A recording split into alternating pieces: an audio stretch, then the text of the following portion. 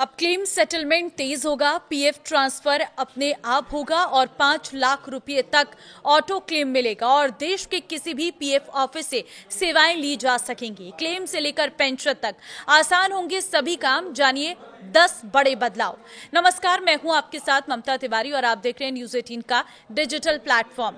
केंद्रीकृत आईटी सक्षम सेवाएं सिटीज प्रोजेक्ट्स के तहत कर्मचारी भविष्य निधि संगठन ईपीएफओ ने अपने सभी सदस्यों का डेटा एक केंद्रीकृत डिजिटल प्लेटफॉर्म पर शिफ्ट कर दिया है। इस बड़े तकनीकी बदलाव का मकसद ईपीएफओ की सेवाओं को पहले से तेज, आसान और पारदर्शी बनाना है। केंद्रीय श्रम एवं रोजगार मंत्री मनसुख मांडविया ने इस नई व्यवस्था के तहत कई बड़े बदलावों का ऐलान किया है।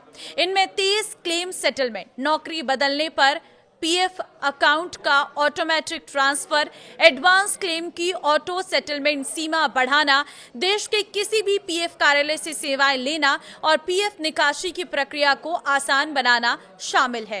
पहला बदलाव 15 जुलाई तक खाते में आएगा ईपीएफ का ब्याज। मनसुख मांडविया के मुताबिक वित्त वर्ष 2025-26 का ईपीएफ ब्याज 15 जुलाई 2026 तक सदस्यों के खातों में जमा कर दिया जाएगा। करीब 1 करोड़ 44 लाख रुपए का ब्याज सत्यापन के बाद लगभग 34 करोड़ ईपीएफ खातों में ट्रांसफर किया जाएगा। दूसरा बदलाव, एक ही जगह मिलेगी सभी पीएफ जानकारी।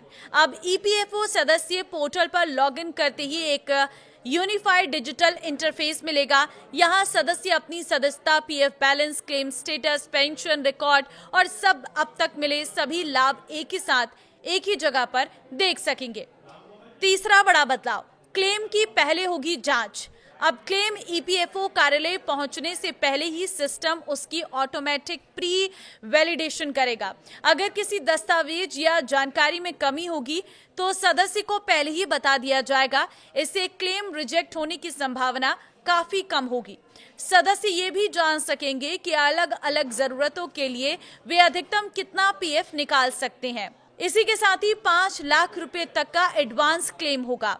ऑटो सेटल केवाईसी पूरी होने पर 5 लाख रुपए तक के एडवांस पीएफ क्लेम अब ऑटो सेटलमेंट के जरिए निपटाए जाएंगे। पहले ये सीमा सिर्फ 1 लाख रुपए थी। पांचवा बड़ा बदलाव, क्लेम का निपटारा होगा और भी तेज। अगर क्लेम के दौरान किसी अतिरिक्त जानकारी की जरूरत होगी तो ईपीएफओ ऑनलाइन सवाल भेज सकेगा और सदस्य भी ऑनलाइन जवाब दे सकेंगे। इससे कार्यालय के बार बार चक्कर लगाने की जरूरत नहीं पड़ेगी और क्लेम जल्दी निपटेंगे। साथ ही क्लेम की राशि सेटलमेंट वाले दिन ही सीधे बैंक खातों में भेज दी जाएगी। चौथा बड़ा बदलाव, अधिक ब्याज और आसान निकासी नियम। अब अंतिम पीएफ भुगतान पर ब्याज भुगतान की मंजूरी मिलने की तारीख तब मिलेगा। पहले ब्याज पिछले महीने के आखिरी दिन तक ही जोड़ा जाएगा। इसके अलावा पहले के 13 अलग अलग निकासी नियमों को घटाकर सिर्फ 3 श्रेणियों में कर दिया गया है। जरूरतें, मकान से जुड़ी जरूरतें, विशेष परिस्थितियां। अब सदस्य अपने कुल पीएफ बैलेंस का 75% ही निकाल सकेंगे। सातवां बड़ा बदलाव, नौकरी बदलने पर पीएफ अपने आप होगा ट्रांसफर। अब नौकरी बदलने पर अलग से पीएफ ट्रांसफर फॉर्म भरने की जरूरत नहीं होगी। आधार से जुड़े यूएएन के जरिए पीएफ खाता अपने आप नई कंपनी में ट्रांसफर हो जाएगा। आठवां बड़ा बदलाव, देश के किसी भी पीएफ ऑफिस से मिलेगी सेवा। अब ईपीएफओ सदस्य अपने क्षेत्रीय कार्यालय तक सीमित नहीं रहेंगे। विदेश के किसी भी पीएफ कार्यालय से सहायता और जानकारी ले सकेंगे। नवा बड़ा बदलाव, कहीं भी जमा कर सकेंगे लाइफ सर्टिफिकेट।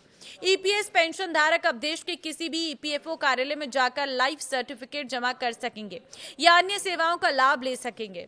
10वां बड़ा बदलाव, किसी भी बैंक खाते में आएगी पेंशन। नई केंद्रीकृत पेंशन भुगतान प्रणाली के तहत अब पेंशन देश के किसी भी बैंक खाते में जमा कराई जा सकेगी। पहले पेंशन केवल उसी बैंक शाखा में मिलती थी जो पीपीओ से जुड़े होती थी। तो देखिए, ये हैं वो 10 बड़े बदलाव जो अब ईपीएफओ में कर दिए गए हैं।